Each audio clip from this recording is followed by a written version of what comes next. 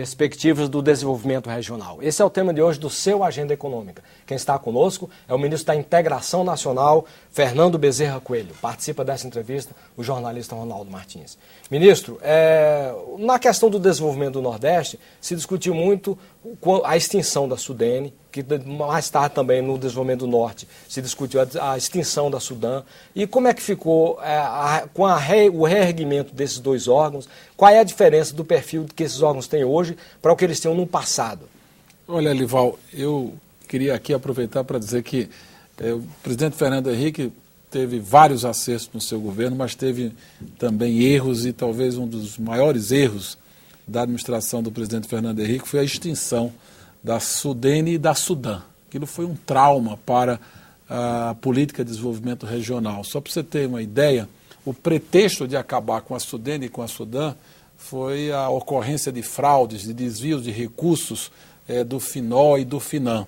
Mas esses instrumentos viabilizaram mais de 4 mil empreendimentos no norte e no nordeste do Brasil. Geraram mais de 100 mil novos empregos, viabilizaram investimentos privados em quantias muito maiores do que aquelas que foram liberadas.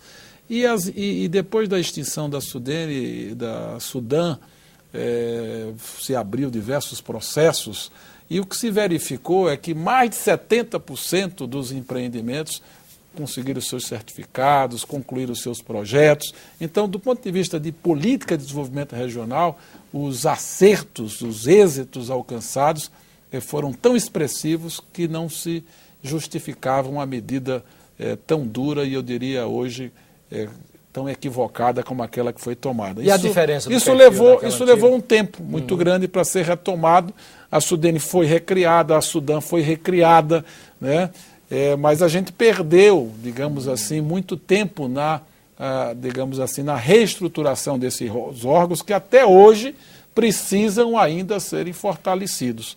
Só para dar uma ideia, nós estimamos entre a extinção e a retomada, você perdeu mais de 10 bilhões de reais de investimentos para empreendimentos na região norte e nordeste do Brasil. Agora nós já temos a criação dos fundos de desenvolvimento regional, que é o FDNE, no caso do Nordeste, e o FDA, no caso da região da Amazônia, e estamos discutindo com a presidenta Dilma estratégias e mecanismos para que a gente possa fortalecer esses fundos de desenvolvimento regional, no sentido de transformar a natureza dos fundos. Hoje eles são fundos contábeis e nós queremos avançar para que eles possam se transformar em fundos financeiros, no sentido de eles não ficarem dependentes de eventuais contingenciamentos da política fiscal, para que eles possam, portanto, dar mais segurança ao empreendedor privado que precisa demandar os seus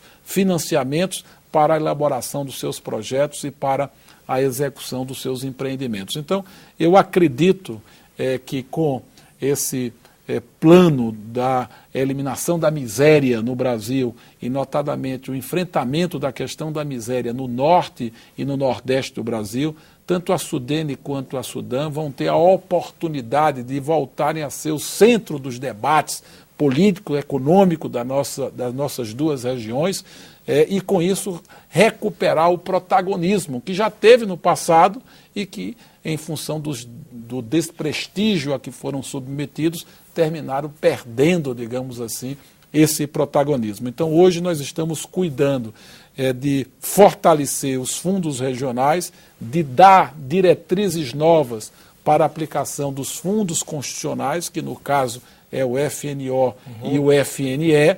Aí a orientação da presidenta Dilma é muito clara para que os recursos do FNO e do FNE possam ser aplicados de forma mais concentrada no pequeno e médio empresário, para que a gente possa aproveitar esse momento que a economia do Norte e do Nordeste vem crescendo mais do que a do Brasil, que a gente possa apoiar o espírito de empreendedorismo dessa região, que a gente não traga só os empreendimentos do Sul e do Sudeste, mas que a gente possa desenvolver uma base empresarial na própria região para criar uma dinâmica própria de desenvolvimento a nível regional. O senhor está destacando várias ações que estão sendo feitas, sobretudo no Nordeste, né, nesse novo desenvolvimento da região.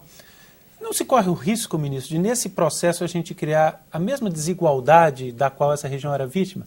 Explicando melhor, de alguns estados da região concentrarem a maior parte dos recursos, dessa indução de desenvolvimento se concentrar em alguns estados em detrimento de outros? Com certeza, Arnaldo. Você coloca, digamos, pimenta nessa discussão, porque da mesma forma que é procedente a crítica da concentração do desenvolvimento a nível de Sul nacional, e Sudeste, em detrimento do Norte e do Nordeste, hoje o debate mais acalorado é intrarregional, é para onde esses investimentos estão indo, e evitar que eles se concentrem, por exemplo, na região metropolitana de Salvador, Recife e Fortaleza, e que eles possam mirar o interior do Nordeste, as regiões que estão mais no sertão, no agreste, para que a gente possa gerar mais dinamismo. Isso também ocorre em relação à Amazônia, para não se concentrar os investimentos só na Zona Franca de Manaus, nem também nas áreas de mineração. E não estão se concentrando, ministro? Porque a impressão que a gente tem, por exemplo, é que Pernambuco tem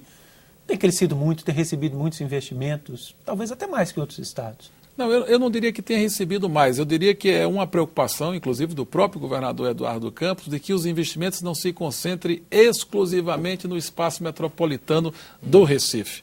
É importante que a gente possa ter políticas de estímulo para que esses investimentos possam ser interiorizados.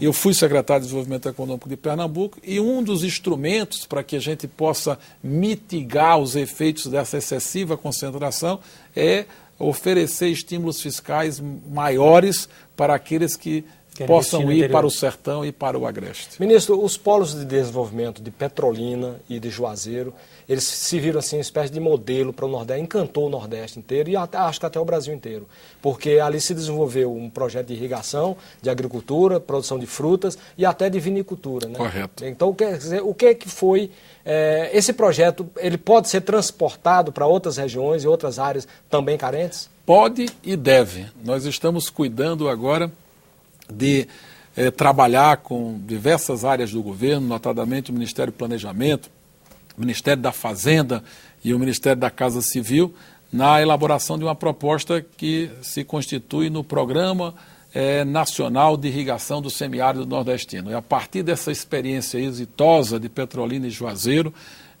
Petrolina e Juazeiro responde por mais de 90% da exportação de uva de mesa do Brasil, responde por mais de 95% da exportação de manga do Brasil, tem atividades de agregação de valor na agricultura irrigada que ultrapassa a casa de R$1 bilhão, a geração de empregos que aqui já comentei, de mais de 100 mil empregos com carteira assinada. Portanto, essa experiência exitosa do submédio São Francisco pode sim ser levada para outras áreas do semiárido nordestino.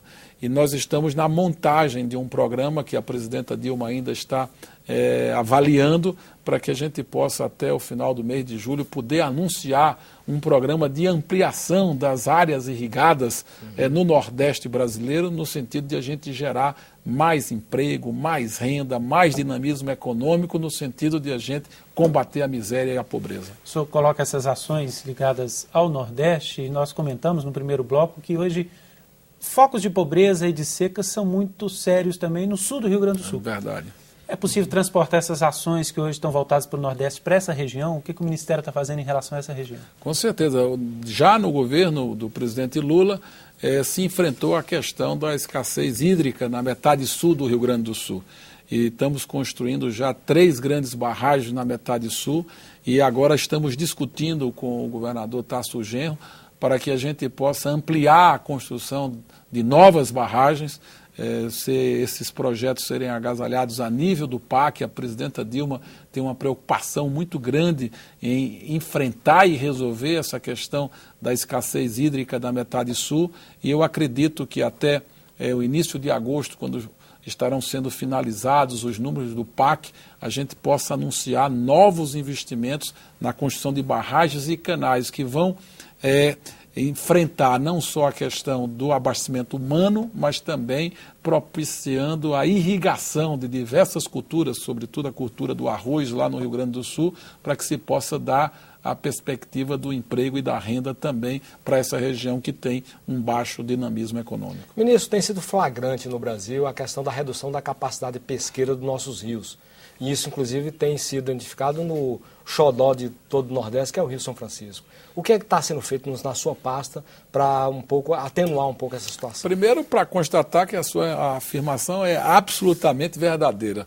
A capacidade instalada de produção de alevinos, só para dar um exemplo das estações de piscicultura do Denox e da Codevasf, nós temos uma capacidade para mais de 130 mil toneladas de alevinos que podem fazer o povoamento de açudes e de canais de irrigação, praticar a aquicultura, que através da criação da tilápia em cativeiro, isso pode gerar muito emprego. Tem experiências exitosas em algumas localidades do Ceará e de Pernambuco, mas a gente precisa apostar mais e investir mais na piscicultura e, sobretudo, na aquicultura.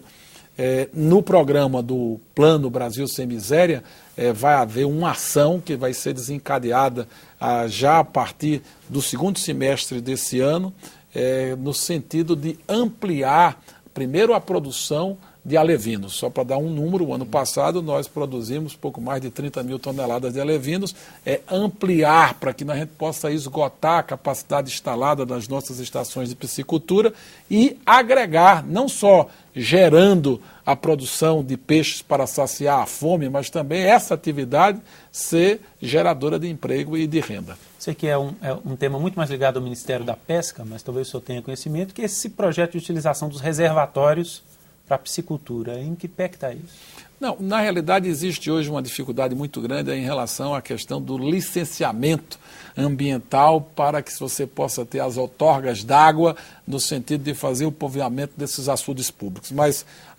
quando a ministra Ideli estava à frente do Ministério da Pesca, nós chegamos a tratar desse assunto, ter um grupo de trabalho facilitando o processo de licenciamento para que a gente possa estimular a presença de investidores, de empreendedores locais que querem, digamos, entrar na atividade da aquicultura. Para as pessoas entenderem, seria, por exemplo, pegar o reservatório lá de Três Marias, sim, ou todas as barragens federais. E ali produzir peixe numa escala... Exato, e você cria praticamente em gaiolas, né? São tanques redes que você cria em gaiolas. E existem diversas experiências, tanto de empresas, tem desde empresas internacionais, por exemplo, em Pernambuco, a experiência na cidade de Itacuruba, que é uma pequena cidade do sertão de Itaparica, pernambucano, tem ali a presença do maior grupo de pesca da Europa, que é o Grupo Pesca Nova. E você tem, ao lado dessa experiência, uma cooperativa de pescadores que é apoiada pela Diocese de Floresta. Então, a atividade da aquicultura, da piscicultura, pode e deve ser ampliada. E nós temos que cuidar disso. No plano Brasil Sem Miséria, tem uma ação específica e que vai ser trabalhada em parceria com o Ministério da Pesca. Ministro, vamos falar um pouquinho do Plano Regional de Desenvolvimento da Amazônia. O que é o plano? Quanto vai gastar? Quais são as metas? E o que é que nós podemos esperar de desenvolvimento naquela região? Na realidade, esses planos estão ainda em debate, em discussão. Por dispositivo legal, tanto a Sudam quanto a Sudene têm que apresentar a proposta dos seus planos de desenvolvimento da Amazônia, no caso da Sudam, e do Nordeste, no caso do Nordeste. Isso é um esforço de procurar articular o planejamento a nível regional com os planejamentos de cada estado da região, articulando, digamos, as suas principais demandas, as suas principais necessidades e trazendo essa reflexão, procurando integrar essas ações no plano regional para uma articulação com o governo federal. Eu diria que o que nós temos que nos concentrar procurar, de fato, investir na infraestrutura, que essas regiões, sobretudo no caso específico da Amazônia, Por exemplo, você tem dificuldades ainda no que diz respeito à energia. Toda a energia da Amazônia ainda é de sistemas isolados. Você não tem um sistema de energia integrado. Então, isso precisa ser enfrentado. Com as novas usinas, Giral, Santo Antônio, isso pode ser resolvido com as novas usinas, com a implantação de novas linhas de transmissão. Portanto, a questão da energia ainda é um desafio importante estradas, do ponto de vista. Também é outro grande suplício. Estradas, gasoduto, né, a implantação de banda larga. Todas essas questões que dizem respeito à infraestrutura, elas precisam ser enfrentadas para que essas regiões que, digamos assim, oferecem menor perspectiva de desenvolvimento do ponto de vista de que são mercados menores ou são mercados distantes, aonde a logística é mais complicada, o custo da logística termina inviabilizando as atividades produtivas, você só enfrenta a questão do desenvolvimento se você começar a investir fortemente em infraestrutura. Por exemplo, no caso da Amazônia, é importante essas iniciativas de construção de estradas na direção do Pacífico, de ferrovias na direção do Pacífico, das ligações da Amazônia com os países ao norte, com a Venezuela, com a Guiana, com Suriname. Então, essas ligações rodoviárias que nos permitem conectar com outros mercados poderá dar, portanto, uma nova perspectiva ao desenvolvimento da Amazônia. É mais difícil falar do desenvolvimento da Amazônia em comparação com o Nordeste, pelo fato de que na Amazônia existe meio componente da preservação, que tem que ser preservação ambiental, do desenvolvimento sustentável. Mas eu acho que a gente deve continuar mantendo esse conceito da sustentabilidade, do respeito ao meio ambiente. Eu acho que é uma responsabilidade da sociedade brasileira cuidar bem desse patrimônio ambiental que é a floresta amazônica, mas, por outro lado, dá sim para promover desenvolvimento, riqueza, geração de emprego de outra maneira, levando tecnologia. Hoje, se você pegar o exemplo da própria Zona Franca de Manaus, o parque industrial que se montou em Manaus é um parque industrial de excelência. Né? Toda a indústria de televisão, de aparelhos digitais, brasileira está fortemente concentrada na Zona Franca de Manaus. Portanto, eu acredito que nós temos sim mecanismos de poder desenvolver todo o potencial de riqueza que a Amazônia oferece, mas ao mesmo tempo respeitar, digamos assim, esse conceito de desenvolvimento sustentável e de respeito ao meio ambiente. Ministro, questão do artesanato, nós estamos terminando o nosso programa, queria que o senhor falasse um pouquinho na sua pasta, o que é que tem de apoio ao artesanato. É mesmo, porque o senhor falou dos arranjos produtivos locais, como é que o artesanato se insere nisso? Ele se insere, digamos assim, muito forte, porque na realidade isso tem a ver com a cultura nordestina, com a cultura do norte, com a cultura indígena.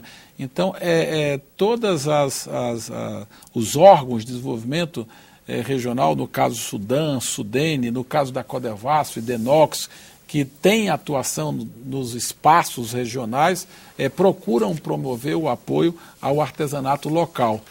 Por exemplo, o artesanato hoje é forte empregador, gera oportunidade de muito emprego, de muita geração de renda. Nós agora vamos nós estamos assistindo a realização da maior feira de artesanato da América Latina, que é a FENEARTE, que se dá em Pernambuco, onde milhares e milhares de expositores, não só de Pernambuco, de todo o Nordeste, de todo o Brasil, de países da América Latina. Então, o Ministério da Integração tem apoiado, através da Secretaria de Desenvolvimento Regional, tem apoiado diversas iniciativas no campo do artesanato.